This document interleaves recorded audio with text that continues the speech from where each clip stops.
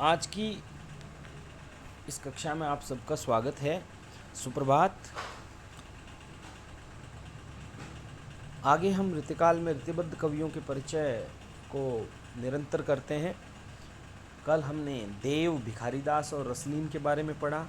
आज की कक्षा में हम दो कवियों का परिचय पढ़ेंगे, वो हैं पद्माकर और ग्वाल कवि। सबसे पहले बात करते हैं कवि पद्माकर की। देखिए, पद्माकर 1753 ईस्वी में मध्य प्रदेश का जिला है सागर, जहाँ प्रसिद्ध कवि पद्माकर का जन्म होता है और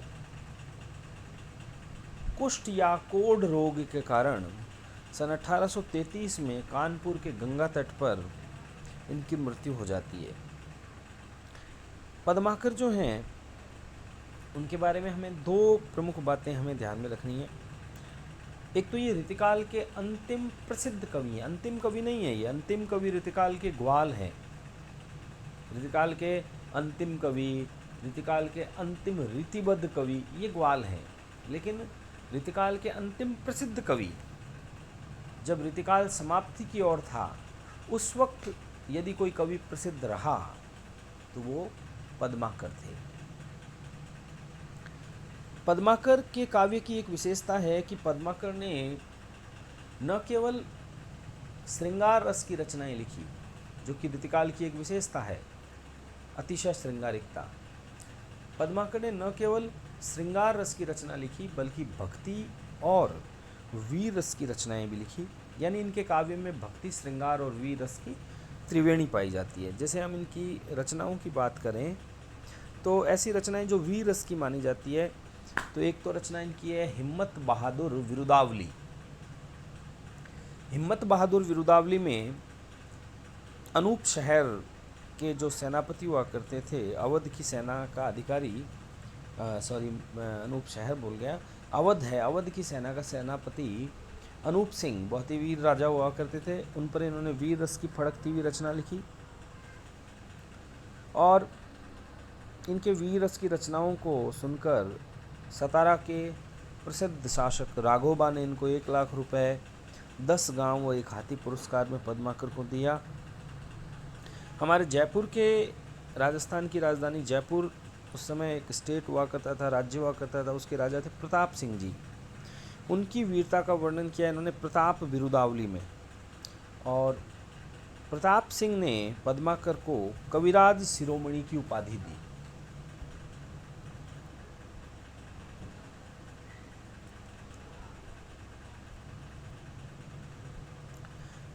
आगे हम पद्माकर की बात करें अन्य रचनाओं की, तो देखिए, जयपुर के राजा जगत सिंह हुए हैं।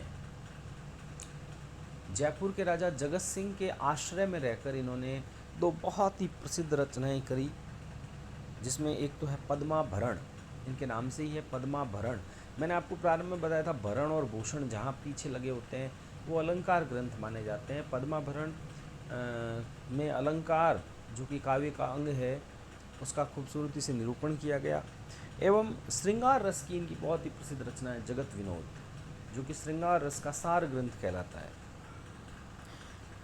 इसके अतिरिक्त भक्ति की रचनाएं हम देखें तो प्रबोध चंद्रोदय, गंगा लहरी, ये रचना बड़ी प्रसिद्ध है। गंगा लहरी, ऐसा बताया जाता है कि जिस तरह से तुलसीदास जो थे, भक्ति काल के राम भक्त कवि तुलसीदास, रामचरितमानस के रचयिता, उन्होंने अपनी भुजाओं की पीड़ा से मुक्ति के लिए हनुमान बाहुक नामक रचना लिखी थी। उसी तरीके से पद्माकर ने अपने कोढ़ रोग या कुष्ठ रोग से मुक्ति के लिए उन्होंने गंगा लहरी नामक रचना लिखी।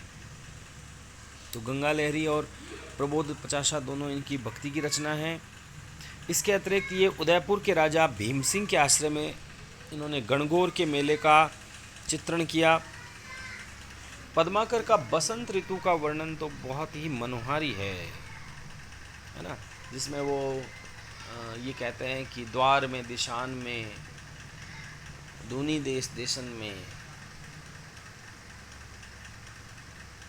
दीपत दिगंत है, वेलिन में नवेलिन में, बनन में बागन में बग रयो वसंत है। बसंत ऋतु का बहुत ही मनोहारी चित्रण है। इसके अलावा इनका एक होली का वर्णन बड़ा ही प्रसिद्ध है, जिसमें संयोग श्रृंगार का एवं भावों अनुभवों का बहुत ही खूबसूरती से इन्होंने चित्रण किया है, जिसमें भगवान कृष्ण को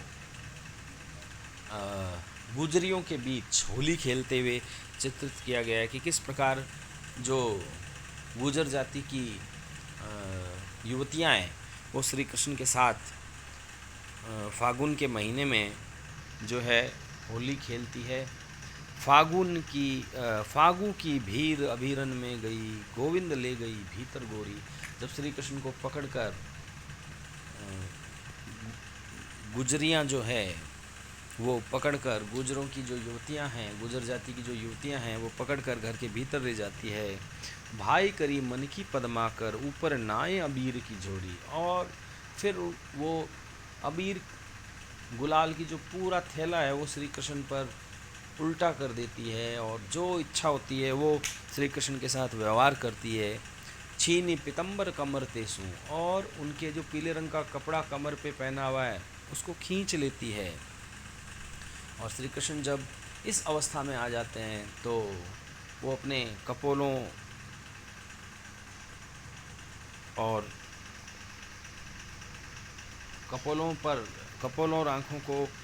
आँखों को मटकाकर और कपोल पर लालिमा लाकर उनको विदा देती है और अंत में कहती है, नैन नचाए कहीं मुस्काए। अपनी आँखों को, शरारती आँखों को नचाते हुए और मुस्कुराकर कहती है कि लल्ला तुम फिर हमारे साथ होली खेलने आना। नैन नचाए कहीं मुस्काए, लल्ला फिर आयो खेलन होली। बहुत ही खूबसूरत चित्रात्मक बिंबात्मक वर्णन होली का इसमें किया गया है। अब पद्माकर की एक बात हमें ध्यान में रखनी है कि भी पद्माकर जो हैं वो उनकी भाषा चित्रात्मक है, बिंब बनते हैं। तो इसलिए शुक्ल जी ने इनको भाव मूर्ति विधायिनी कल्पना के कवि बताया है। शुक्ल जी कहते हैं भाव मूर्ति विधायिनी कल्पना का क्या कहना है। ऐसा सर्वप्रिय कवि इस काल के भीतर बिहारी को छोड़ दूसरा नहीं हुआ। इसके अलावा लाक्षणिकता, लक्षणा शब्द शक्ति का प्रयोग, लाक्षणिक शब्दों के प्रयोग से बड़ी मन की अत्यंत सूक्ष्म भावनाओं को ऐसे मूर्तिमान कर देते हैं इस सुनने वाला का हृदय आप से आप हामी भरता है। मतलब वो इस प्रकार की रचना करते हैं, कि अमूर्त जो बातें होती है, जो अव्यक्त बातें होती है, वो उनके शब्दों के माध्यम से चित्रित होकर श्रोता या पाठक के समक्ष छा जाती है और पाठक उस घटना को सत्य मानते हुए उसमें हामी भरता है। ये विशेषता थी आपके पद्माकर जी की। अपनी परंपरा के परमोत्कृष्ट कवि हैं, प्रसिद्धि में भी अंतिम है, और देश में इनका जैसा नाम गूंजा फिर आगे चलकर किसी और कवि का नहीं। अंतिम बात करते हैं हम ग्वाल कवि की। ऋतुकाल के अंतिम ऋतुबद्ध कवि हैं, अंतिम शास्त्रीय कवि हैं। इनको ऋतुकाल का अंतिम कवि माना जाता है। जन्म वृंदावन में हुआ, फिर वृंदावन से मथुरा में आ गए जो इनकी कर्म भूमि थी। इन्होंने कई रचनाएं लिखी। यमुना लहरी जो कि एक आध्यात्मिक रचना है। साहित्यानंद इनकी सर्वांग निरूपक रचना है, जिसमें इन्होंने काव्य के समस्त अंगों का निरूपण किया। रसरंग, ये इसमें रस संबंधी निरूपण किया गया। और एक इनका प्रशस्ति काव्य है राजा हमीर के लिए, हमीर हट, जिनमें इनकी एक उक्ति बड़ी ही प्रसिद्ध हुई, त्रिया तेल हमीर हट चढ़े न दूजी बार। यह हमीर जब हट कर लेता है तो वो फिर अपने हट को पूरा करने में समय नहीं लेता और दोबारा उसको हट नहीं चढ़ता। त्रिया तेल हमीर हट चढ़े न दूजी बार। तो विद्यार्थियों, आपके सामने मैंने दो कवियों के परिचय बताए हैं। होम असाइनमेंट में आप दो प्रश्न लिख लीजिए। पद्माकर का साहित्यिक परिचय देते हुए उनके साहित्य की विशेषताएं लिखिए। दूसरा प्रश्न है ग्वाल कवि का परिचय बताते हुए इनकी रचनाओं के नाम लिखिए।